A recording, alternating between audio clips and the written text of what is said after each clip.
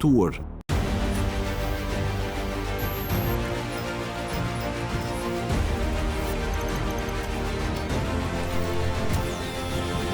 E cila infekton drithërat dhe produktet agrokulturore të ndryshme.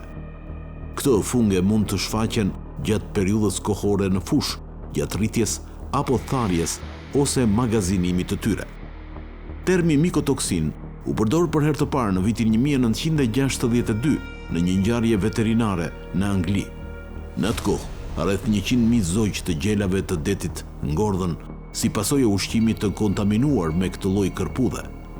Këto shpend në atë kohë ushqeshin me kikirik, të cilët përmbanin një lloj të caktuar të mikotoksinave me origjinë nga Brazili.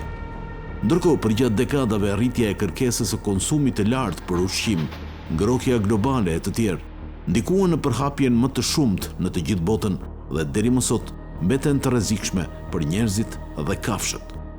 Llojet kryesore të mikotoksinave janë aflatoksinat, të cilat lidhen si me toksicitetin, ashtu edhe me kancerogenitetin te popullata njerëzore dhe ajo shtazore.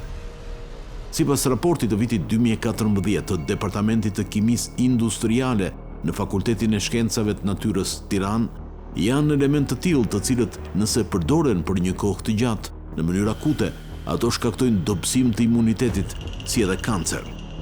Studimet e mia periodike, pra në 12 vitet e fundit, kanë treguar që incidenca ndaj prania e kësaj substance në produkte ushqimore shkon deri në 60%.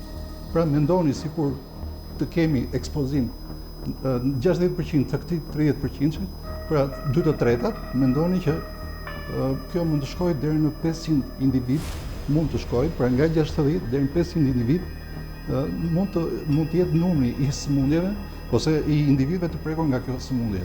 Çfarë do të them me këtë? Do të them që është shumë e rëndësishme të monitorohet cilësia e ushqimeve, por jo vetëm e ushqimeve për njerëzit, por edhe bazës ushqimore. Ata shtojnë në raport se mëlçia është organi më i sulmuar nga këto efekte, duke shkaktuar nekroz, ceroz dhe karcinoma. Sidomos AFB1, e cila klasifikohet nga Agjencia Ndërkombëtare për Kërkime për Kancerin si kancerogen i grupit të parë. Tuar